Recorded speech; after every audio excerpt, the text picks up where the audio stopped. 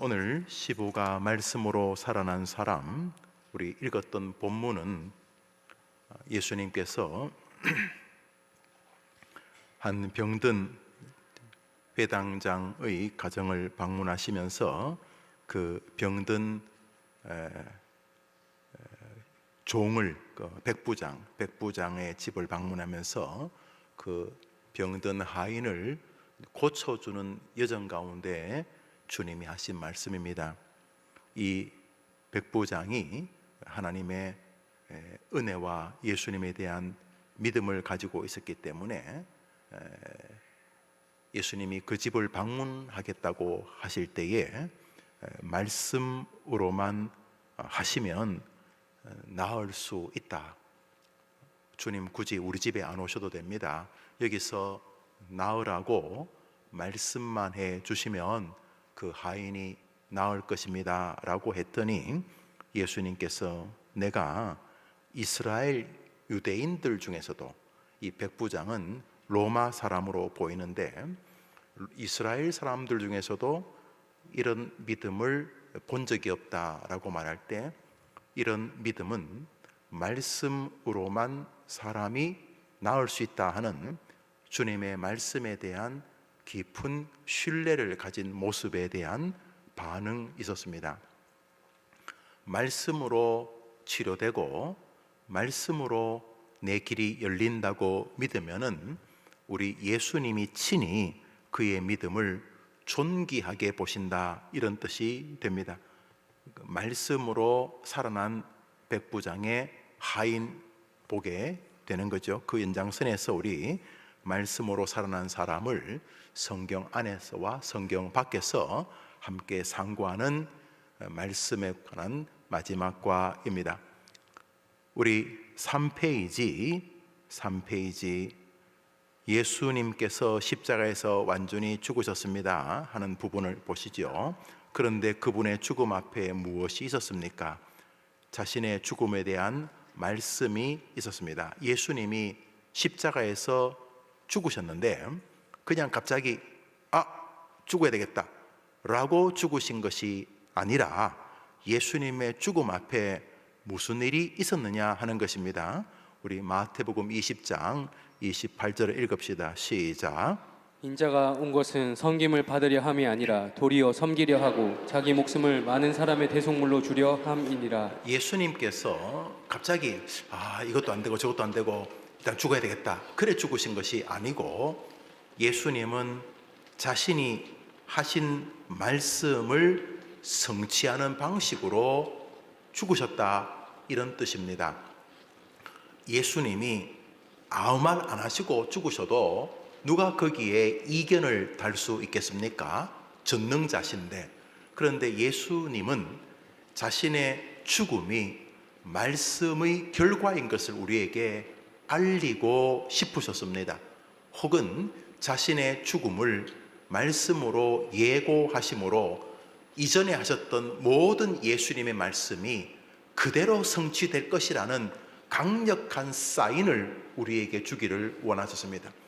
이것도 저것도 안 되고 에이 하고 100개 중에 1개만 이루어진 말씀의 성취가 아니라, 예수님은 십자가에 죽을 것이다, 인자가 온 것은 많은 사람을 위하여 대속의 제물, 죽는 거죠. 짐승이 죽어야지 그 제물을 바친 사람이 죄 용서를 받으니까요.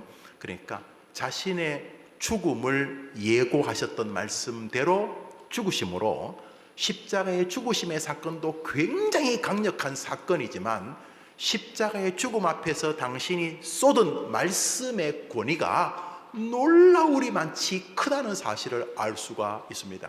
그러면 우리는 어떤 생각을 해야 됩니까?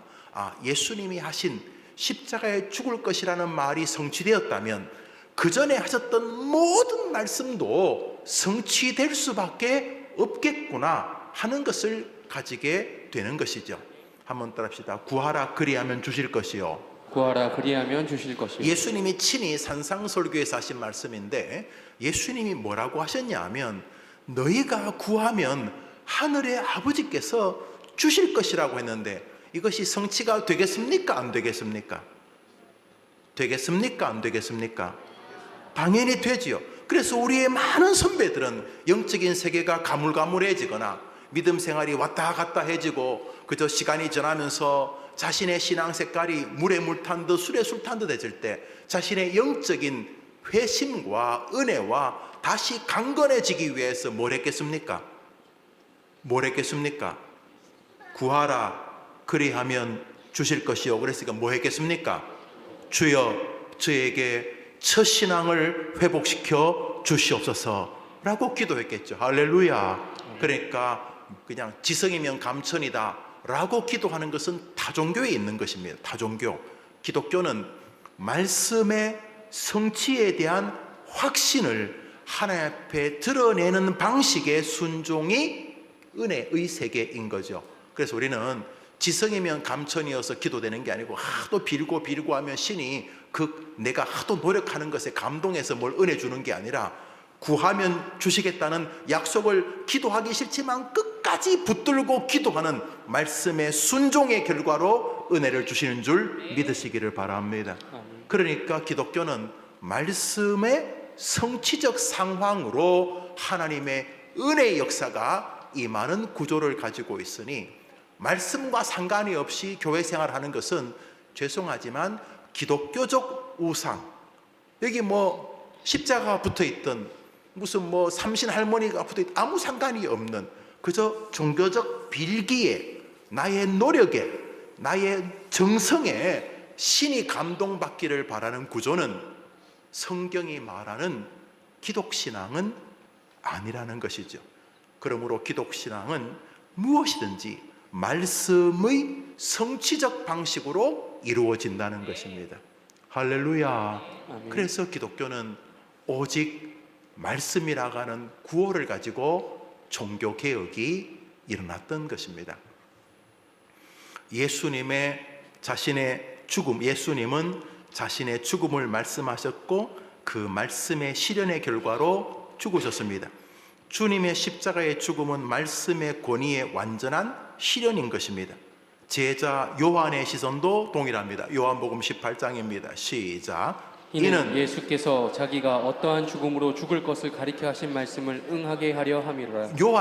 제자 요한이 예수님의 십자가를 처음에는 모르고 아니 이분이 죽으면 되나 하고 다 도망갔는데 훗날 주님의 부활을 깨닫고 나서 요한이 뭐라고 기록하냐면 예수님의 죽음은 구속적인 의미가 없는 것은 아니지만 예수님의 죽음은 예수님이 죽으시겠다고 하신 자신의 말을 성취하는 과정이었다 이렇게 말하고 있는 거죠. 그 요한이 지금 강조하는 게 뭡니까? 예수님의 죽음과 함께 뭘 강조하죠? 말씀의 성취. 여러분에게 하신 말씀이 안 이루어지겠냐고요. 주 예수를 믿는 자에게 영생을 주겠노라 하신 말씀이 이루어질 줄 믿습니다. 여러분이 믿음이 좋아 이루어지는 게 아니고 하나님의 말씀이 그 권위를 가지고 있기 때문에 성취되어지는 것입니다. 그러니까 기독교의 구원은 내가 열심히 교회 다녔으니까 천국에 도착하겠다는 게 아니라 예수를 믿는 자에게 영생을 주시겠다는 약속이 분명히 성취될 것이기 때문에 나의 구원은 안전하다라고 말하는 것입니다.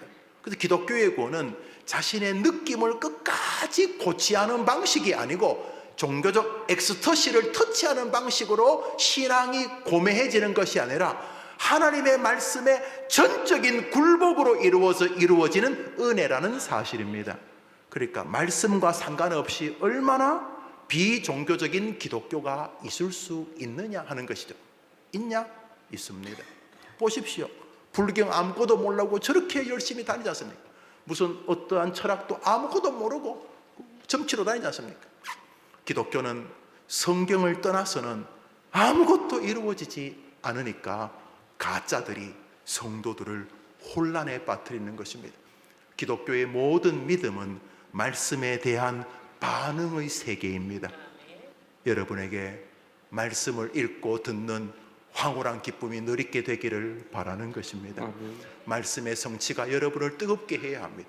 아이들이 지치고 힘들 때 두려워 말라 내가 너와 함께함이라는 그 말씀이 아니 뭐 그냥 내가 열심히 믿었기 때문에, 내가 교회 목사기 때문에 이래서 안전한 게 아니고, 주님께서 하신 말씀이 내 마음을 강하게 붙들면서 사망의 음침한 골짜기도 그 말씀, 내가 너와 함께 함이라는 그 말씀에 대한 깊은 순종과 고백이 우리를 든든하게, 우리의 아이들을 든든하게 일으켜 세운다는 것입니다. 그러니까 아이들에게 뭘 심어야 되겠습니까? 말씀을 심어야죠. 뭐 치킨 주고 피자 준다고 걔가 믿음이 생기겠습니까? 그래서 말씀에 서 있어야 되는데, 하루 종일 말씀도 읽지 않고 설교에 별 관심도 없이 믿음 생활하는 것은 기독 종교인이 되는 것이죠. 뭐 불교 종교인이나 힌두교 종교인은 큰 차이가 없습니다. 신이 나 좀 도와달라는 데는 뭐 큰 이견이 없으니까. 그러나 기독교는 말씀의 종교라는 것입니다. 예수, 기독교의 가장 중요한 구원자조차 말씀을 성취하는 방식으로 자신의 구주됨을 드러내셨는데, 우리가 말씀과 아무 상관없이 교회 생활을 하는 것은 그것 또한 사단의 장난감으로 살아가는 것과 크게 다르지 않는 것입니다. 말씀의 사람으로 살다가 하늘에 도착하게 되기를 축복합니다. 예수님이 말씀대로 죽으셨다는 것입니다. 그러면 어떻게 살아나셨습니까? 요한이 예수님이 말씀한 대로 죽었다고 말함으로 십자가에 죽으신 사건을 무시하는 게 아니라 말씀의 성취라는 측면에서 말씀의 그 어마무시한 권위를 우리에게 집중하게 하는 것입니다. 이게 개혁교회입니다. 스코틀랜드에 출발된 장로교회를 일명 개혁교회, 이 프레스비티언이라고 하는 이 어떤 장로교적, 이게 개혁주의적이라는 의미와 같은 의미입니다. 개혁주의라는 게 뭘 뒤죽볶고 뭐 진보 이런 의미가 아니라 끊임없이 성경으로 자기를 점검한다는 의미입니다. 끊임없이 더 성경적인 것이 무엇일까? 나한테 덕지덕지 이렇게 안 좋은 이끼가 끼지 않도록 더 성경적인 무엇이, 더 성경의 진리가 무엇일까를 상고하고 말씀을 통해, 설교를 통해 그것을 계속 깨우치다가 하늘에 도착하는 믿음의 여정이, 그리고 그렇게 이 땅을 살아가는 믿음의 색채가 개혁주의인 것입니다. 예수님도 요한도 십자가의 사건이 말씀의 성취라는 것에 우리의 마음에, 우리의 눈에, 우리의 시각에 초점을 두고 있습니다. 그런 것처럼 예수님의 살아나심은 어떻습니까? 마가복음 10장입니다. 시작. 그들은 능욕하며 침뱉으며 채찍질하고 죽일 것이나 그는 3일 만에 살아나리라 하시니. 예수님이 말씀하셨다는 것입니다. 예수님이 내가 얻어맞고 채찍질 당하지만 며칠 만에 살아날 것이라고 말씀하셨다고요? 그럼 예수님의 부활은 무엇 때문에 부활되신 것입니까? 첫째로 예수님 자체가 능력이 있으니까 부활한 거 맞습니다. 그런데 조금 더 자세히 보면 예수님의 부활은 무엇의 성취입니까? 3일 만에 살아나겠다고 하셨기 때문에 무조건 3일 만에 살아나셔야 되는 것입니다. 아니, 전능자 예수님도 말씀에 의하여 움직이는데, 결정되는데, 하물며 우리들이 말씀 밖에서 무언가 새 세계를, 골든벨을 칠 수 있겠는가? 불가능한 것입니다. 그래서 목사라면, 성도라면, 우리 주일학교 교사라면, 주일학생이라면 그 말씀과 더 깊은 세계를 누리려고 해야 하는 것입니다. 할렐루야.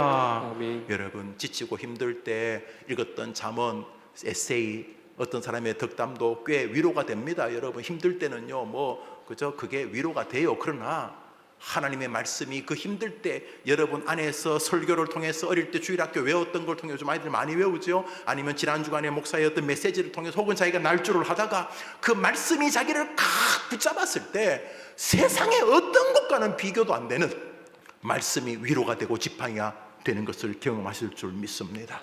정말로 힘들 때는요, 다른 것은요 다 좋은 이야기예요. 그러나 말씀이 내 안을 꽉 붙잡으면 죽어가다가도 일어서게 되는 줄 믿습니다. 아멘. 한 번 더 합시다. 주님의 말씀만이 주님의 말씀, 캄캄한 내 인생을 밝히는 빛이다. 캄캄한 내 인생을 밝히는 이 빛이다. 시편 119편 105절. 주의 말씀은 내 발의 등이요 내 길의 빛이라는 것입니다. 그런데 아이들에게 말씀을 안 가르치고 딴 거를 가르치는 것은 너무너무 위험한 교회가 하는 짓이지요. 지금 한국 교회가 그 현장 속에 있는 것입니다. 반대로 우리 어릴 때는 우리 목사님, 장로님들이 웨스트민스터 신조를 가르쳤고, 성경을 외우게 하고, 말씀에 늘 귀를 기울이게 하고, 그렇게 끊임없이 더 이상 말씀 말고 온갖 쓸데없는 정보들에 우리 아이들의 하루 온종일의 마음과 귀가 있는 것은 슬픈 일이 아닐 수가 없습니다. 말씀이 그 사람을 이끌지 않으면 요령이, 경험이 이끕니다. 교회 생활 좀 하면 다 이골납니다. 교회 생활 한 10년, 20년 하면 뭐 모르는 거 뭐 있겠어요. 뭐 교회가 뭐 엄청나게 복잡한 세계도 아니고 뭐 뻔하잖아요. 저처럼 교회를 지금 뭐 60년간 다녀보세요. 뭘 모르겠어요. 뭐 안 봐도 비디오입니다. 왜 저렇게 말하는지, 뭐 저 사람 왜 저러는지, 저 열받았구나. 별 소리 다 하지만 별거 없어요. 말씀에 은혜 받다가 은퇴하고, 말씀에 은혜 받다가 투병하고, 어차피 다 날 받아둔 거예요. 좀 있으면 이제 무릎 고장 나요. 목사님 연골 수술했어요. 또 그 와야지. 좀 있으면 아이고 목사님 이제 계단을 못 가. 아이고 목사님 이제 혼자 침대 못 앉아요. 다 우리 다 날 받아뒀어요. 그리고 하나님께서 그걸 허락하셨어요. 한번 따라해보세요. 겉사람은 후패해진다. 고장난다. 그 사람은 결국은 고장난다는 뜻입니다. 그렇지만 우리 영혼은 말씀 때문에 더 새로워지는 줄 믿습니다. 아멘. 여러분 마지막에 뭘 도와주겠어요? 여러분 몰핀도 뭐 약효를 안 받는데, 아무리 몰핀을 더 세게 해봐도 통증이 안 와. 뭐가 여러분을 위로하겠어요? 말씀만이 여러분을 위로하는 줄 믿으시기 바랍니다. 그래서 말씀을 주신 거죠. 그게 특별 계시입니다. 특별 계시. 그래서 기독교는 말씀의 종교입니다. 우리 웨스트민스터 신조가 하나님 성령님이 1조가 아니고 성경이 1조인 이유가, 성경이 아니고는 하나님도 예수님도 구주도 아무도 알 수가 없다는 것입니다. 그런데 성경 읽는 거, 설교에 마음을 쏟는 것 빼고는 다 열심히 하는 이 시대 교회는 위험한 교회인 것입니다. 우리 아이들, 특별히 우리 주일학교, 영아부, 유치부, 아동부, 성소년부, 청년부, 우리 영어부, 복음통일, 소망부, 이들이 이 말씀의 사람이 되도록 길러야 하는 줄 믿습니다. 아멘. 예수님의 죽으심도 말씀의 성취고, 예수님 살아나신 것도 사흘 만에 살아나리라고 하신 말씀의 성취였다는 것입니다. 말씀대로 살아났습니다. 성경은 이런 이야기로 가득합니다. 마가복음 9장입니다. 시작. 이는 제자들을 가르치시며 또 인자가 사람들의 손에 넘겨져 죽임을 당하고 죽은 지 3일 만에 살아나리라는 것을 말씀하셨기 때문이다. 그러니까 예수님이 살아나신 이유가 그렇게 3일 만에 살아나겠다고 말씀하셨기 때문이라는 것입니다. 우리가 죽어서 그냥 없어지거나 사라지거나 그냥 공중으로 분해되거나 영생 천국, 그게 없는 게 아니라 주 예수를 믿는 자는 영생을 얻게 된다는 말씀 때문에 우리는 천지가 개벽해도 하나님처럼 영생의 주인공이 되는 것입니다. 아멘. 이것이 우리를 뜨겁게 해줘야 합니다. 난 열심히 믿었으니까 영생이 아니라 성경에 기록되었으니까 내 영생은 안전하다고 말해야 한다는 것입니다. 할렐루야. 아멘. 그러니까 그 사람이 뭘 더 사랑하겠어요? 성경을 더 사랑하죠. 이 사람의 신앙은 내가 열심히 믿었으니까, 내가 뭐 신학 공부를 했으니까, 내가 안수 받았으니까, 내가 목사니까가 아니라, 이 사람은 성경에 이렇게 말씀하셨으니까 나의 인생은 분명하다. 그래서 갈수록 더 말씀을 사랑하고, 그 사랑한 말씀 때문에 또 위로를 받고, 그 위로 때문에 더 말씀을 사랑하고, 그 말씀 때문에 또 위로를 받고, 그 위로가 다시 더 말씀을 사랑하게 하면서 말씀 관계 속에서 생로병사를 걸어가는 것이 하나님이 우리에게 원하시는 믿음의 색채라는 것입니다. 그 말씀과 상관이 없으면 권모와 술수와 요령으로 살아가겠죠. 이 시대 많은 사람들처럼. 그 답이 뭐 뻔하죠. 뭐 그렇지 않습니까? 모두 말씀대로 죽으시고 말씀대로 살아나셨다는 것입니다. 마태복음 16장은 것을 한 절로 표현합니다. 마태복음 16장 21절입니다. 시작. 예수 그리스도께서 자기가 예루살렘에 올라가 장로들과 대제사장들과 서기관들에게 많은 고난을 받고 죽임을 당하고 제3일에 살아나야 할 것을 제자들에게 비로소 나타내시니, 그 말씀하셨다는 것입니다. 주님께서 말씀하신 대로 이루어졌다, 이런 이야기입니다. 이것이 기독교요 초대교회의 진리였습니다. 그렇게 죽으시고 살아나신 주님은 우리에게 무엇을 약속하셨습니까? 요한복음 5장 읽읍시다. 시작. 진실로 진실로 너희에게 이르노니 죽은 자들이 하나님의 아들의 음성을 들을 때가 오나니 곧 이때라. 듣는 자는 살아나리라. 우리 주님께서 우리에게 뭘 약속하셨습니까? 우리도 죽었지만은 뭐 한다고요? 우리도 다시 뭐 한다고요? 살아날 것을 약속하셨습니다. 그러니까 우리가 다시 부활하겠습니까? 안 하겠습니까? 아이고, 나 죽으면 끝이지. 뭐 그렇게 생각할 수도 있어요. 그러나 죽으면 끝이 아니고 우리가 부활하는 이유가 무엇 때문입니까?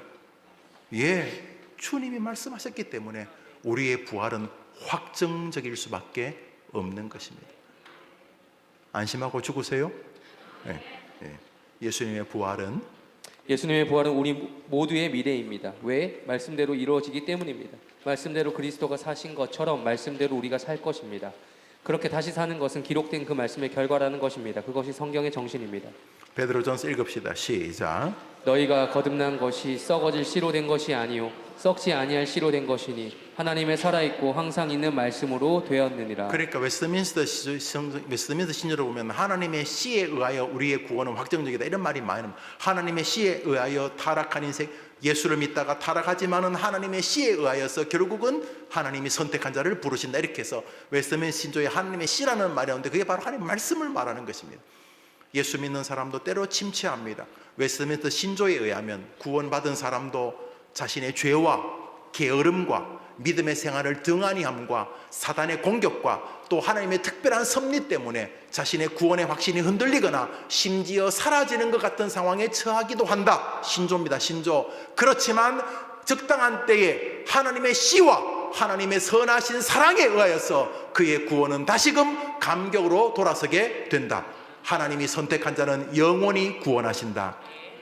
여러분의 신조의 목사가 지어낸 게 아니고 웨스트민스터 신조라면 신조에 이렇게 되어 있어요. 그러니까 우리가 구원 믿음 생활하다가 때로는 우리의 죄와 우리의 게으름과 사단의 시험과 하나님의 특별한 섭리로 인하여 우리의 구원이 흔들릴 수 있다 없다. 있다 없다. 그런데 구원파들은 뭐 구원이 흔들리면 가짜, 이 말 같자는 죄송하지만 거의 쓰레기 같은 웨스트민스터 신조 한 장만 제대로 읽어도 완전히 우스운 그런 것들이 한국 교회를 휘집어 놓는 것이죠. 왜요? 교리에 대한 정돈이 없었기 때문에. 오늘 본문은 우리에게 말씀으로 우리를 키워가시고 살게 하시고 죽어가도록 은혜를 베푸시는 하나님의 섭리를 보게 하는 것입니다. 우리 성도들은 살아있는 하나님의 말씀의 씨로 오늘도 내일도 이기는 줄 믿습니다. 그러니까 말씀 생활이 등한시되면 이미 벌써 하나님의 진노가 임하는 거예요. 사단이 가지고 노는 거예요. 저는 그 사람이 구원받지 않았다 이렇게 말 못합니다. 구원은 예수를 믿는 사람이 주시니까. 그러나 살았으나 죽은 자와 방불하게 사는 것은 그의 말씀 생활과 100% 상관이 있는 것입니다. 강단에서 목사도 말씀에 별로 기대도 안 하고 다른 것으로 성도들을 감동시키려고 하고 성도들도 말씀과 별로 시간을 가지지 아니하고 그러니까 말씀과 아무 상관이 없는 교회 안에 있는 종교인이 되는 것입니다. 그것은 뭐 교회 안에 있거나 절에 있거나 큰 차이가 없는 신에게 잘 이렇게 어르고 달래가지고 신에게 나 좀 도와달라는 이런 식의 종교는 죄송하지만 기독교가 아닌 거죠. 기독교는 오늘도 말씀으로 역사하시는 하나님을 인정하고 그러니까 말씀으로 내게 지시하시니까 말씀에 귀를 기울일 것이고 그 말씀이 내게 움직일 때 순종과 불순종에서 아파하고 순종할 때 감격해하고 순종하고 싶지만 나의 한계와 나의 죄와 나의 욕심과 나의 게으름으로 불순종하면 회개하고 이렇게 말씀으로 우리를 키워하고 점검하고 키워하고 점검하는 은혜가 하나님이 기대하시는 세계라는 것입니다. 말씀하고 아무 상관이 없이 교회 생활을 능히 해가는 것은 그 자체가 사실은 하나님의 진노 아래 있는 것이라 이렇게 말할 수 있는 것입니다. 우리의 개혁 신앙에 의하면 그렇습니다. 그런 면에서 성경 안에서 보이는 모든 사람들은 우리의 말씀에 대한 자세를 독려하는 우리를 위한 증인들이요 우리를 위한 축복의 도구들입니다. 성경에 나오는 모든 사람은 이 사람들 잘났다 이런 게 아니라 그런 사람들을 통해 우리에게 말하고 싶은 하나님의 손길이라는 것.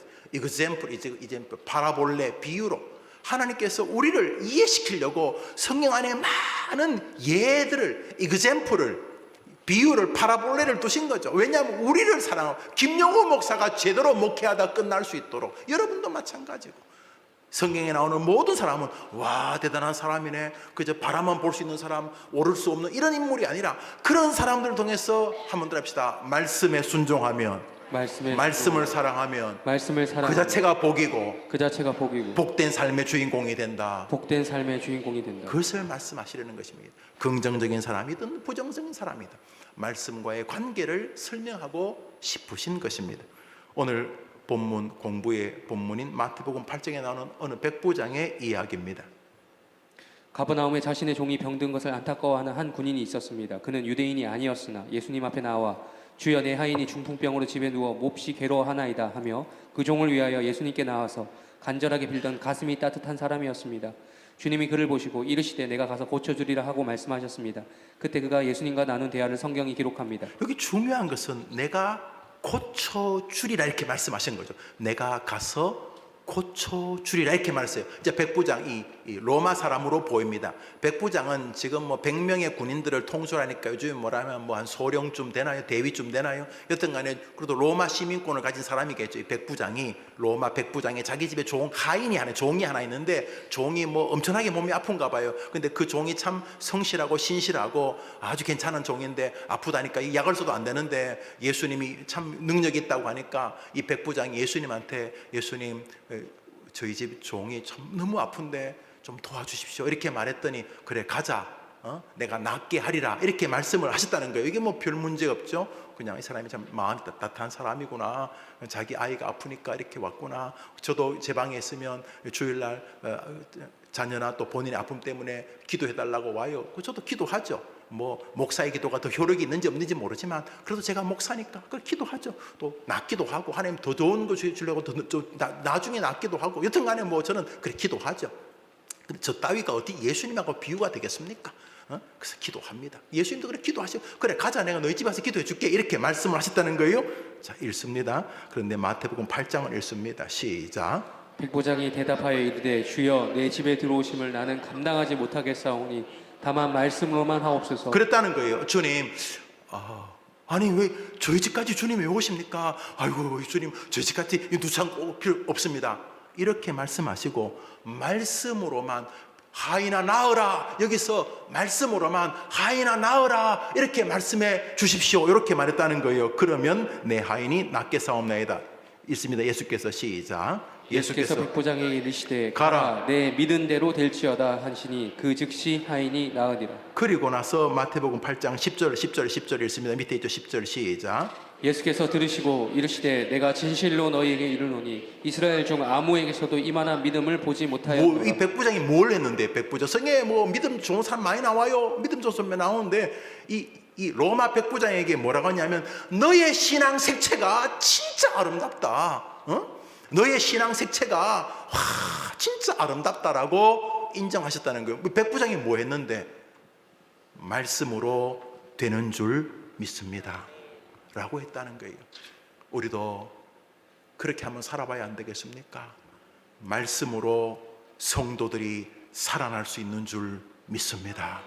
안 되더라도 말씀으로 우리 영아부, 유치부, 아동부, 청소년부, 청년부가 말씀으로 살아날 수 있을 줄 믿습니다. 아멘. 안 살아나더라도 목사는 그렇게 믿어야 된다는 겁니다.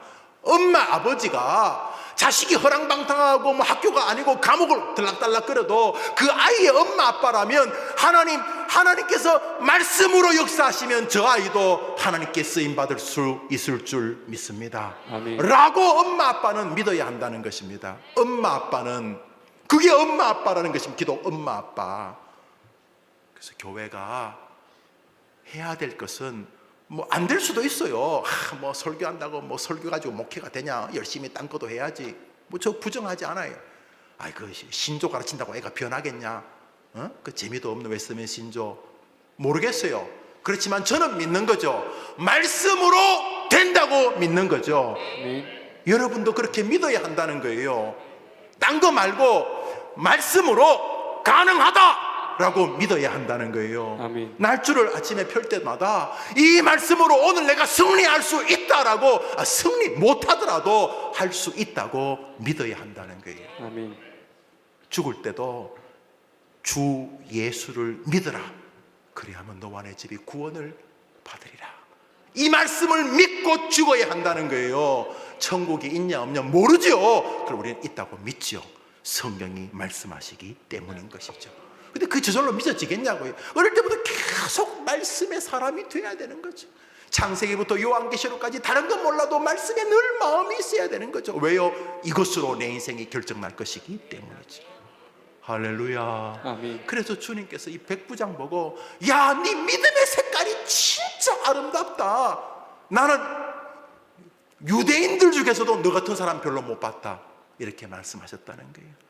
여러분, 성경을 우리에게 주신 것은 우리를 너무너무 사랑하시기 때문인 것이죠. 예수님이 그냥 하셔도, 예수님은 성경을 이렇게 말하지만 저는 지금 우리나라에서 벌어진 대통령의 뭐 이렇게 도저히 저는 이해가 잘 되지 않거든요. 제가 아는 법으로는 뭐 대통령도 그런 말 했던데, 하여튼 뭐 대통령이 계엄해서 국민을 놀라게 한 것도 뭐 잘못한 것 같아, 뭐 또 잘한 것도 있는 것 같고 뭐 잘 모르겠는데, 법은 지켜야지. 그거 안 되는 거 아닌가? 아무리 생각해도 안 되는 것 같은데 안 되는데도 되네? 대통령 잡혀가면서 이거는 법이 아니다, 이 나라는 법이가 뭐 자기가 이제 뭐 검사 뭐 검찰총장인가 뭐 자기도 그렇게 했으니까 뭐 그 떠나서 저 일반 상식으로도 제가 좀 잘 이해는 잘 안 돼요. 뭐 잡혀가고 그게 문제, 법이 그거는 안 되지 않는가? 법이 그거는 들어갈 수 없는 곳 아닌가? 법이 그러나 세상 법은 뭐 안 지켜질지 몰라도 하나님의 법, 말씀이 반드시 이루어진다는 법은 영원히 지켜질 줄 믿음하면 아멘 해보십시오. 아멘. 이게 기독교라는 거예요. 그래서 주님은 말씀으로 된다고 믿는 백부장이 너무 좋으셨던 거예요. 말씀으로 된다. 말씀으로 된다고 믿으면 목사가 뭐 힘을 쓰겠어요? 설교에 힘을 쓰지. 목사가 뭐 딴 것도 해야지. 오늘도 뭐 제가 신방도 하고 사람도 만나고 뭐 오늘은 뭐 몇백 명을 만났어요. 내가요 오늘요. 우리 교회에서 뭐 했거든요. 저는 뭐 우리 교회 교인 빼고는 별로 만나고 싶지 않아서 숨어 있었더니 우리 장로님이 빨리 숨지 말고 나오라 그래가지고 또 나서 인사도 하고 그랬는데, 뭐 신방도 하고 또 뭐 해야죠. 목사가 할 거 다 해야죠. 그런데 말씀을 사랑하면 그렇게 주님이 인정하는데 내가 바보입니까? 딴짓하게. 내가 시간 나면 말씀 준비하고 말씀 읽고 막 설교는 두 번째고 나도 먼저 말씀 은혜를 받아야지. 날조하면서 내가 은혜 받고 내가 주님과 사랑하고 그래야지. 왜요? 우리 주님이 말씀을 사랑하는 사람을 좋아하시니까. 할렐루야. 그래서 여러분이 말씀 읽는다고 되냐? 성경 읽는다고 되냐? 뭐 네가 목사 될래? 설교 가지고 다 되겠냐? 설교 홍수 맞아요. 설교 홍수 맞아요. 뭐 틀기만 하면 별의별 설교 다 나오는데, 그러나 여러분이 여러분의 마음을 정해서 성경과 설교를 소중히 여기면, 웨스트민 신조어로 사람은 어떻게 믿음의 세계를 누리는가, 성경의 낭독, 그중에서 특별히 설교를 통해서 그런 일을 누리게 하신다. 웨스트민스터 소요리문답 89번이 말하는 게 그거 아닙니까? 성경 읽기와 설교를 통해서 하나님이 나의 구원을 강화시켜 가신다고 믿고, 나의 구원이라는 게 예수 믿고 처음 가는 것만 구원 아니라 이 땅에서 예수 믿고 승리하는 그 모든 것이 다 구원의 세계인데, 우리 해림의 성도들이 말씀의 사람이 되어야 할 이유가 여기에 있는 것입니다. 할렐루야. 아멘. 얼마나 멋집니까? 주님 여기서 말씀만 하셔도 됩니다. 그랬더니 그 즉시 하인이 나왔을 뿐만 아니라 내가 네 같은 믿음을 본 적이 없다 라고 그 사람의 신앙의 색깔을 너무너무 좋아하셨습니다. 해림교회 모든 성도들이 이 목사와 함께, 다른 건 좀 부족해도 하나님의 말씀과 설교를 사랑하면 하나님이 여러분과 여러분의 후손들과 그 하인처럼 병든 자를 치료하실 줄 믿습니다. 아멘. 저는 그렇게 믿습니다. 바로 말씀에 대한 백부장의 믿음입니다. 이는 이 땅의 성도들에게 필요한 믿음이요, 이 시대가 잃어버린 믿음입니다. 그리스도인은 말씀의 사람이어야 합니다. 그것은 세상이 말씀으로 이루어졌다는 믿음이요, 말씀으로 예수님이 이 땅에 오시고 사시고 죽으시고 부활하셨다는 믿음이요, 하나님 지금도 말씀으로 지금도 역사하신다는 믿음입니다. 참된 그리스도인은 말씀이 육신이 되신 그리스도를 사랑하기에 말씀이 영이고 생명이라는 사실을 붙드는 사람입니다. 네, 기독교는 말씀을 떠나서는 그냥 종교적인 라이온스 클럽 비슷합니다. 왠지 서양 것 같고 동양 것 같지도 않고 샤프해 보이고, 아무래도 식자층들 가운데 종교인 기독교인들이 많겠죠. 그러니까 그런 식으로 교회를 다니면 잘못됐다는 것입니다. 어른들이야 어린아 칩시다. 어린아이들, 이제 아주 감성이 예민한 우리 유치부, 우리 초등부, 우리 중고등부 아이들에게 교회가 무엇을 가르쳐야 되겠습니까? 아이들의 마음에 뭘 심어야 되겠습니까? 성경의 진리를 심어야 하는 것입니다. 아이들이 힘들 때 성경을 딛고 일어서고 말씀으로 자기의 길을 인도하시는 하나님을 기대하게 해야 하는 것입니다. 이게 우리 모두의 책임이고, 저는 한국교회를 살리는 거의 유일한 길이라고 저는 생각을 하는 것입니다. 읽으시죠. 요한복음 6장 읽읍시다. 시작. 내가 너희에게 이른 말이 영이요 생명이라. 한 번 더 합시다. 내가 너희에게 이른 말이 내가 너희에게 이른 말이 너희의 생명이다. 너희의 생명, 너희의 영적인 힘이다. 너희 영적인 힘이다. 예수님 우리에게 이런 말씀이 뭡니까? 성경이죠. 그렇지 않습니까? 성경이 여러분의 생명이라고 믿으면 어떻게 성경을 가까이 안 합니까? 어떻게 그렇게 성경을 소홀히 대합니까? 그럴 수가 없죠. 제가 이 교회가 생명력 있는 교회가 되기를 바라면 제가 말씀에 더 힘을 쏟아야 되겠다. 다른 것도 해야죠.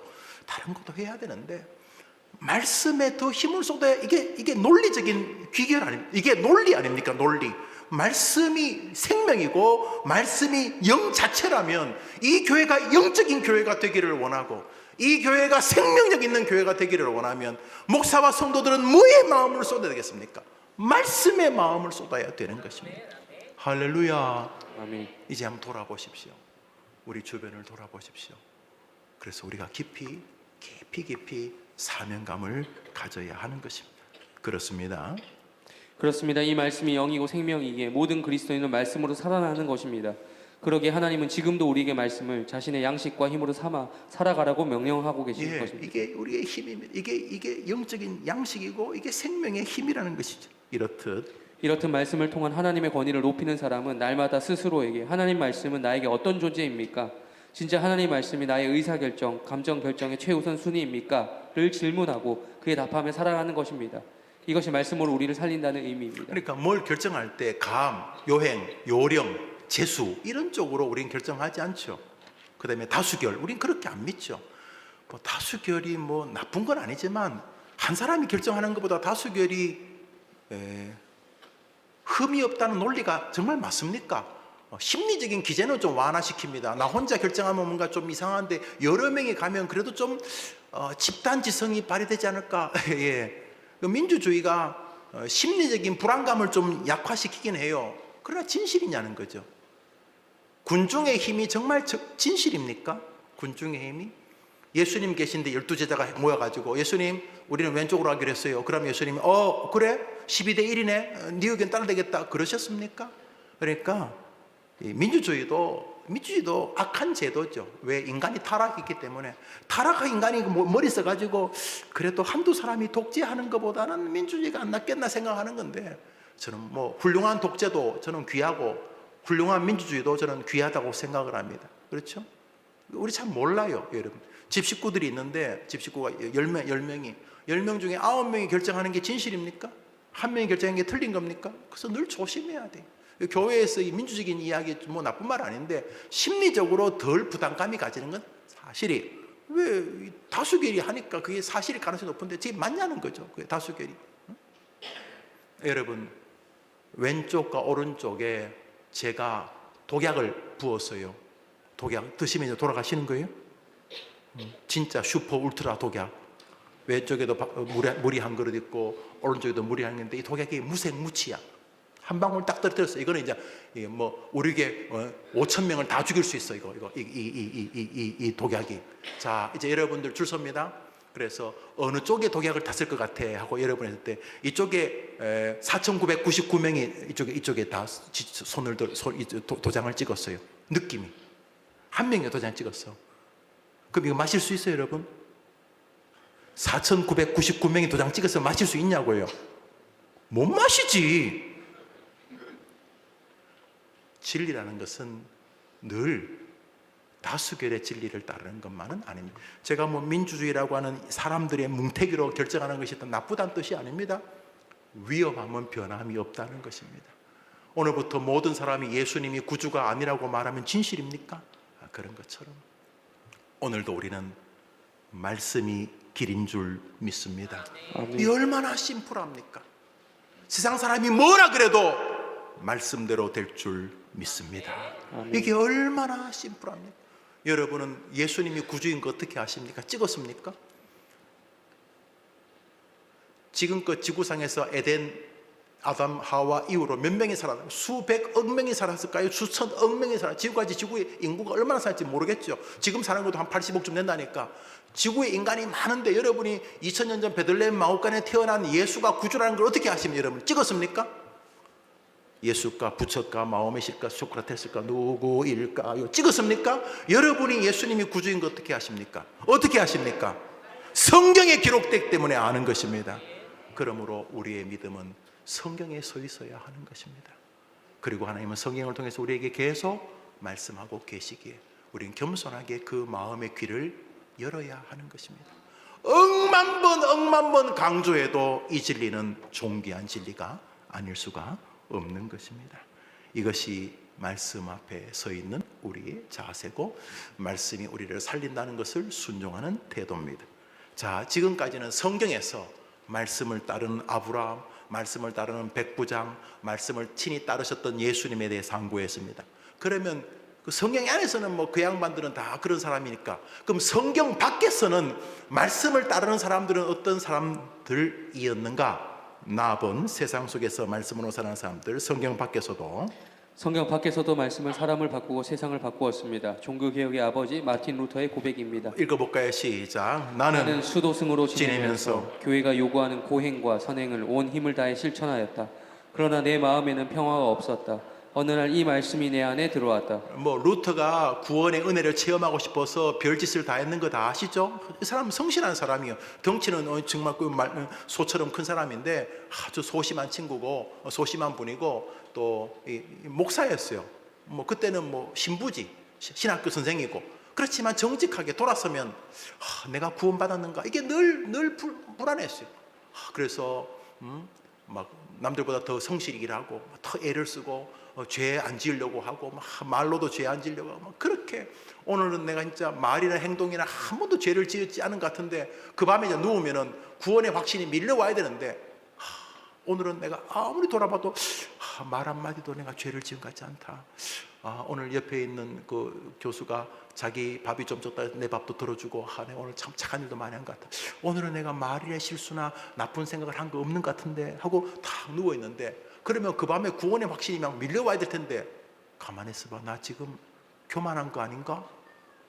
내가 오늘 나도 모르게 뭔가 지나가는 개미를 밟아 죽였을지도 모르고 나도 모르게 다른 사람에게 거만해서 나 때문에 마음이 힘든 사람이 있을 수도 있는데 내가 죄 지은 거 아닌가? 이러니까 이건 뭐 죄를 지은 날은 죄를 지어서 구원의 확신이 없고 죄를 안 지은 날은 또 교만한 것 같아서 구원의 확신이 없고 참 이게 날마다 고통스럽다는 거예요. 그런데 로마서 한 구절이 자기 안에 들어왔다는 거예요. 로마서 1장입니다. 시작. 의인은 믿음으로 살리라. 뭐로 산다고요? 믿음으로 산다. 믿음으로 산다? 극기나 고행, 열심히 사는 거, 노력, 열심히 교회 봉사 뭐 이런 거 아니고 믿음으로 의로워진다?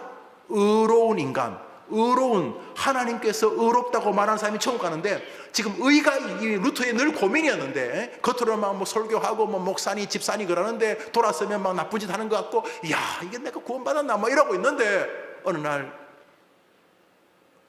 의로운 사람은 믿음으로 사는 사람이다. 이 말이 이 사람을 막 움직입니다. 왠지 의로운 일을 위해서 뭔가를 해야 될 것 같은데 의인은 믿음이라고 하는 특별한 공식을 통해 사는 사람이라고 주님이 바울을 통해 말씀하시는 것이 이 사람 마음을 울리기 시작했습니다. 그리고 그것을 묵상하기 시작합니다. 루터의 말을 계속 읽습니다. 나는 시작. 나는 성경을 통해 사람은 오직 하나님의 은혜로만 의로워질 수 있으며 또한 그것은 그리스도에 대한 믿음을 통해서만 주어지는 하나님의 선물이라는 것을 깨달았다. 내 앞에 새로운 세계가 열렸다. 지금까지 뭐 착하게 살고 뭐 열심히 뭐 교회 생활하고 뭐 이런 식으로 뭐 구원의 은혜가 임하기를 너무너무 기대했었는데 없었어요. 마음의 불편함과 근심이 계속 내 마음을 장하게 했어요. 그런데 글쎄 구원은 하나님께서 정하신 예수 그리스도를 믿음으로 얻는 것인가? 라고 하는데 가슴이 뜨거워지기 시작했습니다. 구원은 열심히 노력하고 봉사하고 헌금 많이 하고 막 교회에서 애를 쓰고 막 이렇게 해서 얻는 게 아니고 하나님이 정하신 구원자 그리스도가 유일한 나를 구원하는 길이라고 하는 진리를 믿음으로만 얻는 것인가? 라고 묵상하는 동안 마음의 위로와 평강과 감격이 몰려오게 되면서 1517년 종교개혁이라고 하는 중세의 암흑 같은 종교 세계가 탈출되고 새로운 장이 열리게 되었다는 것입니다. 마틴 루터를 바꾼 게 뭡니까? 마틴 루터를 바꾼 게 뭡니까? 말씀이었다는 것입니다. 말씀은 성경 안에 나오는 백부장만 바꾸는 게 아니고, 종교개혁은 루터가 어디서 구구단 공식을 발견한 게 아니고 혼자 뭘 이상한 게 득도한 게 아니라 말씀이 루터의 마음에 팍 박히는 순간 역사가 일어났다는 것입니다. 우리 아이들이 어떻게 빨리 변할까요? 목사의 설교가 어린 초등학생들에게 박히면 일어나게 되는 것이, 그게 제일 빠른 방법이에요, 여러분. 그래서 그걸 위해 기도해야 돼요. 그게 제일 빠른 방법이에요. 우리 애는요, 초등학교, 중학교 열심히 교회 나갔는데 고등학교 친구 잘못 사귀어가지고 요즘은 교회도 안 나오고요. 걔가 어떻게 변하는가? 제일 빠른 방법은 그 아이의 마음에 말씀이 박히는 것이에요. 성경을 읽을 때, 날주를 할 때, 혹은 설교를 들을 때 그런 역사가 일어나는 게 제일 빠른 방법인 거예요. 그래서 그걸 위해 기도해야 되는 거예요. 할렐루야. 아멘. 중요한 것은 루터는 성경 안의 사람이 아닙니다. 500년 전에 성경 밖의 사람입니다. 종교개혁은 루터의 말씀 이해로 열린 은혜의 세계였습니다. 줄을 꺼보시죠. 종교개혁은 루터의 말씀에 대한 이해로 인하여 열린 세계였다는 거죠. 사실 종교개혁은 루터만의 결과가 아니었습니다. 루터 전후에 성경에 대한 사모함을 가진 이들이 연합하여 이룬 세계였습니다. 신구약 성경을 사람들이 널리 읽을 수 있도록 최초로 영어 번역 성경을 만든 사람이 위클리프였습니다. 존 위클리프라는 사람이었어요. 이거 마틴 루터보다 한 150년에 산 사람이에요. 예. 위클리프 이전까지 사람들은 도무지 이해할 수 없는 히브리어 혹은 헬라어 혹은 라틴어로 쓰여진 성경만을 볼 수 있었습니다. 제가 가톨릭을 요구하는 게, 물론 옛날에는 교회가 하나였죠. 그냥 요로 말하면 가톨릭이라는 게 하나뿐, 그게 교회였어요. 1517년 종교 개혁이 일어나기 전까지 그게 교회였어요. 그런데 그건 교회가 아니었어요. 타락한 쓰레기통이었어요. 종교 1000년 역사는 예수님, 베드로, 바울을 비롯한 믿음의 사람들이 오다가 어느 순간부터 이상해졌어요. 뭐 도포자라고 휘날리고 뭐 향 피우고 뭐 이상한 짓 하면서 천주교회라고 하는 교회가 타락해 간 거예요. 루터도 천주교회 식구였지만 아무리 생각해도 이상하다. 이거는 정말 이상하지 않느냐? 이거 진짜 이상하다. 그 이상하다는 건 알지만 답이 없었어요. 그런데 말씀이 루터의 마음을 장악하면서부터 새로운 역사가 일어나게 되었다는 것이에요. 지금도 마찬가지. 지금도 형식적으로 교회 생활을 하지만은 신앙에 별로 감격이 없고, 어떡해요? 어릴 때부터 우리 집안이 5대째 예수 믿는데 교회를 다니죠. 그렇지만 가슴에 뜨겁지도 않고 변화도 없고, 물에 물탄도 술에 술탄도. 지난주 설교했지만 세상 버전 따로 있고 교회 버전 따로 있고 이러면서 자기도 갈등하고, 그러다 이제 갈등이 이제 만성이 돼가지고 그냥 신앙은 이런 거야. 이쪽에서는 이렇게 살고 저쪽엔 저렇게 살고 이러면서 이것도 영향을, 이것도 피차 서로 영향을 주지 못하는 그런 삶을 살다가 어느 날 그 사람이 루터 같은 변화가 일어나는 것은 말씀이 그를 붙잡을 때인 것입니다. 할렐루야. 아멘. 저는 목회의 초점이 그곳에 있습니다. 뭐 제가 못해요. 뭐 제가 열심히 소리는 지를 수 있지만 변화시키는 것은 성령님이시기 때문인 거죠. 대신에 제가 기대하는 것은 말씀을 선포하면 성령이 도와주신다고 믿는 것이죠. 그리고 말씀을 선포하면 예수님이 불쌍히 여겨주신다는 거죠. 그렇죠. 예수님이 불쌍히 여겨주면 되는 거 아니겠습니까? 계속 읽습니다. 그는 가톨릭 신부들이 의전용으로 가지고 있던 라틴어 성경을 시편 일부를 제외한 거의 모든 부분을 번역하여 사람들이 읽도록 하였습니다. 이것이 종교개혁의 불씨가 되었던 것입니다. 예, 존 위클리프의 성경 번역, 그 당시 천주교 신부들은 자기도 알지 못하는 라틴어 뭐 이렇게 몇 절 읽으면서 그게 미사였어요. 설교가 없었어요. 그냥 성경 몇 절 아무도 이해, 아마 자기도 몰랐을 거예요. 라틴어가 어렵거든요. 라틴어로 몇 마디 중얼거리면 그게 끝이야. 근데 대신에 천주교 안 가면 벌금 내야 돼, 세금 내야 돼. 그러니까 할 수 없이 사람들은 다 교회로 와야 돼. 일단은 뭐 황제도 교황이 임명하니까 다 그런 거예요. 근데 루터가 이거 좀 이상하지 않나? 그런데 루터 이전에 존 위클리프, 윌리엄 틴텔 이런 사람들이 성경을 번역합니다. 그리고 진짜 진리가 무엇이냐, 원래 성경에 말하는 게 무엇인지를 사람들에게 설명하면서부터 종교개혁의 여진이 시작합니다. 마틴 루터는 그저 번역된 성경과 인쇄술의 발달로 인해서 사람들에게 내가 믿는 진리는 이거 같은데 이러면서 종교개혁에 불을 붙였지만 그 밑에 불은 이미 이런 초기에 믿음의 사람들이 있었어요. 물론 1300년도에 존 위클리프가 있었던 게 아니라 4세기에 요한 크리소스톰 같은 또 어거스틴 같은 사람들이 다 있었죠. 뭔가 좀 이상하다. 이거는 바울의 신학이 아닌데, 이건 베드로가 말한 게 아니고, 이거 예수님이 말한 게 아닌데, 이렇게 하던 사람이 중간중간 있었지만 1517년 마틴 루터가 거기에 중심의 인물이 되었을 뿐이지, 그 전에도 개혁주의 사람들은 여전히 있었다. 이런 그 개혁주의 사상이 뭐냐? 말씀을 소중히 여기는 사람들이라는 공통점이 있다는 거죠. 지금도 마찬가지. 지금도 말씀을 소중히 여기는 사람이 루터와 칼빈의 뒤를 따르고 존 위클리프, 요한 크리스토톰과 기롤라모 사보라놀라 이런 요한 후스 이런 사람들의 뒤를 따르는 사람이 저는 개혁교회 장로교 신앙이라고 믿는다는 거죠. 이것이죠. 그는 루터보다도 100년 전에 살았던 사람이었습니다. 안타깝게도 그 시대 사람들은 위클리프의 성경을 갖고 있다가 적발되면 화형을 당해야만 했습니다. 예, 왜냐하면 네가 네 주제에 무슨 성경을 읽느냐고 죽여버렸습니다. 로마 가톨릭은 그가 죽은 지 44년이 지나서도 화가 안 풀려 그의 무덤을 파내고 그의 시신을 여러 조각으로 쪼갰을 뿐만 아니라 남은 뼈 조각도 모조리 불살라 가루를 강에다 버리기까지 했습니다. 예, 위클리프가 일반 성도들에게 성경을 읽게 했다는 죄목 때문이었습니다. 성경을 사람들이 읽게 했다는 이유였습니다. 그러나 성경을 읽어가는 사람들에 의해 종교 개혁의 여명은 밝아오고 있었던 것입니다. 지금은 성경책이, 옛날에는 성경책이 없어서 못 읽었지만 지금은 다른 읽을 것이 많아서 성경을 알리는 시대이죠. 그게 똑같은 거예요. 그때나 지금이나 성경을 알리는 것은 똑같은 것이죠. 그러니까 어떻게 이 땅의 여명이 밝아올까요?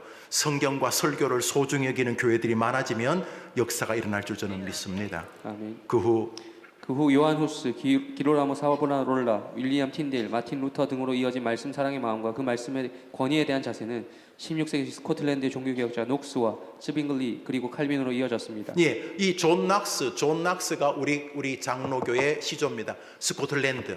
예, 제가 공부했던 곳이 바로 그것이 스코틀랜드. 우리 스코틀랜드 장로교회가 이 진짜 뿌리인데 그 스코틀랜드 장로교회도 동성애에 그만 빠져가지고 이상해져 버렸습니다. 제가 볼 때 이제 올바른 믿음을 지킬 수 있는 것은 미국의 온전한 장로교회와 한국의 제대로 된 장로교밖에 없습니다. 전부 다 타락해 버렸기 때문에. 그럼에도 불구하고 존 낙스의 신앙이 우리들의 뿌리인 것은 부정할 수 없습니다. 그들 모두의 공통점은 하나입니다. 성경의 사람이었다는 것입니다. 성경이 의와 죄와 구원을 알게 하였고 성경이 그리스도의 오심과 그분의 약속을 소망하게 한 것입니다. 여기까지 우리가 하도록 하겠습니다. 다음 주에 여러분이 읽어보시고 다음 주에 특별한 일이 없으면 이 공가를 마무리하고 구원이란 무엇인가 라고 하는 아주 중요한 주제를 상고하겠습니다. 그리스도인이요라고 하는 이 과정은 해린 가족 100일간의 100개의 교리 가운데 가장 기초적인 교리 단계입니다. 창조로부터 죄, 구원, 말씀을 다루고 있는데 이번 주까지 말씀에 대해서 같이 상고했습니다. 기독교가 말씀을 강조한다는 게 사변적이지 않고 실존적이고 실제적이라는 것을 상고했습니다. 말씀으로 사람이 변하냐? 변합니다. 성경 안에서 변했냐? 예, 변했습니다. 성경에서 말씀을 사랑하는 사람을 하나님 인정하셨냐? 하나님 인정하셨습니다. 그러면 성경 밖에서도 말씀이 효력을 발휘하냐? 발휘합니다. 이것이 이번 주와 다음 주 상고할 것입니다. 그러면 지금도 하나님의 말씀이 효력을 발휘하느냐? 저는 그렇게 믿는 거죠. 여러분의 담임 목사는 그렇게 믿고 있다는 거죠. 느낄 수 있죠. 우리 해림교회 느끼잖아요. 우리 애들도 말씀, 누가 뭐래도 우리 교회는 말씀이 소중하다고 믿죠. 그리고 말씀으로 사람이 살아난다고 믿는 거죠. 애들도 영혼이니까 말씀으로 살아나겠죠. 애들이 초코파이나 피자나 치킨이나 놀러 가는 것으로 애들이 살아날 리가 없죠. 아니, 저는 그런 거 주지 말자는 건 아니에요. 주지 말자는 거지 사실은. 우리 교회는 아이들에게 유아 영아부에게 웬만하면 과자 안 줍니다. 너무너무 고마운 것은 어떤 성도가 우리에게 등록을 했어요. 왜냐하면 그쪽 교회는 하도 애들에게 과자를 줘가지고 아토피 때문에 우리 교회로 피난 왔다는 거예요. 제가 싫어요. 지금도 잘 다니고 있는 걸로 알고 있는데. 저는 애들이 여름 수련회 놀러도 가고 어디 리트릿도 가고 어디 야외에서 하루 수련회도 전 다 지지해요. 그거 사람이 어떻게 노상 성경만 읽겠어요. 그러나 교인들 머리는 우리 애를 바꾸는 것은 말씀밖에 없다라고 믿어야 한다는 거예요. 교회가 많이 힘들죠. 한국 교회가 다 깔아앉고 다 오늘도 내 방에 많이 오셨는데 전부 다 교회가 깔았나 얘기를 깔아앉아. 그러나 저는 말씀을 사랑하는 교회는 도와줄 줄 믿습니다. 제가 오늘 시간이 한 4분 지났는데 제 동기들을 봅니다. 저희들이 졸업할 때는 600명 좀 졸업했는데 지금은 이제 한 250명 뭐 이렇게 많이 신학생도 줄었어요. 좋은 점도 있고 안 좋은 점도 있는데, 그래도 친한 친구도 있고 뭐 또 동기인지도 모르는 사람도 있겠죠. 그렇죠? 그런데 제가 느끼는 게요, 뭐 이렇게 뭐 목회 방법이 많아요. 뭐 여러 가지 방법이 있는데 하여튼 말씀을 소중히 여기고 죽으나 사나 말씀하는 친구들은 하나님이 봐주시는 걸 느껴요. 느끼는 거는 굉장히 주관적인 거니까 뭐 어떻게 여러분에게 설명할 수 없겠는데, 말씀을 목사가 사랑하려고 그러면 하나님 많이 봐주시는구나 이런 느낌을 대략적으로 느껴요. 저는 그렇게 느껴요. 여러분들도 그럴 거예요. 여러분 지금까지 뭐 이것저것 많이 해보셨겠지만 해림교회에서 저와 함께 말씀을 깊이 사랑하면서 하늘나라 갈 때까지 우리 주님이 야, 네 색깔 참 좋다. 믿음 색깔이 여러 가지인데 야, 네 색깔 참 좋다. 백부장처럼 오늘 말씀의 본문인 이 마태복음 8장에 나오는 이 백부장처럼 야, 너 니만한 믿음이야 본 적이 없다라고 칭찬받는 말씀의 백성들 되기를 진심으로 축복합니다. 기도하겠습니다. 여러분의 성도님들이 하나님께 헌금을 드렸습니다. 제가 기도하고 주기도 예배 마치면 또 자유롭게 그렇게 기도하시고 돌아가십니다. 자비로우신 주님 감사합니다. 복된 저녁 함께 모여서 말씀이라고 하는 주제에 대해서 같이 상고했습니다. 말씀으로 사람이 살아날 수 있는가? 이건 성경 안에만 나오는 게 아닌가? 정말 역사적으로 말씀으로 살아난 사람들이 있는가? 함께 상고해 가고 있는데 끝부분에 우리들의 이름도 있게 해 주시옵소서. 기도하는 모든 성도들의 간구에 응답하시고 수예배 나와 헌금하는 성도들의 은혜, 믿음에 대한 소원에도 은총을 더하여 주시옵소서. 나라가 많이 혼란스럽습니다. 하나님 아버지 자비를 더해 주시고 정말 이 나라를 이끌 수 있는, 그리고 국민들에게 존경을 받을 수 있는 우리 요셉 총무 기대하는 것처럼 애국적이고 사람에게 덕이 있고 문제를 정확히 파악하고 해결할 수 있는 지혜가 있고 할 수만 있다면 믿음을 가진, 그래서 남녀노소 경상도 전라도 충청도 모든 대한민국 사람이라면 저 사람이 우리를 지도해주면 이 나라가 정말 더 멋진 나라가 되겠구나 하고 국민들을 잘 어우릴 수 있는, 아우를 수 있는 좋은 지도자를 우리에게 속히 세워 주시옵소서. 정치, 경제, 사회, 국방 모든 영역이 제자리를 잡을 수 있도록 주님, 이 일들을 처리해 낼 것이 개, 소, 닭, 천사가 아니라 사람일 수밖에 없으니 하나님이여, 우리가 기도했던 것처럼 우리나라 백성들이 의지하고 기대고 또 우리나라 국민들에게 비전을 줄 수 있는 애국적 지도자가 세워지는 기회가 되게 하여 주시옵소서. 성도들의 간구에 응답하여 주시기를 예수님의 이름으로 기도합니다. 아멘. 하늘에 계신 우리 아버지, 이름이 거룩히 여김을 받으시고 나라의 마옵시고 뜻이 하늘에서 이룬 것 같이 땅에서도 이루어지이다. 오늘날 우리에게 일용할 양식을 주옵시고 우리가 우리에게 죄 지은 자를 사하여 준 같이 우리 죄를 사하여 주옵시고 우리를 시험에 들게 하지 마옵시고 다만 악에서 구하옵소서. 내게 나라와 권세와 영광이 아버지께 영원히 있사옵나이다. 아멘. 자유롭게 기도하십니다.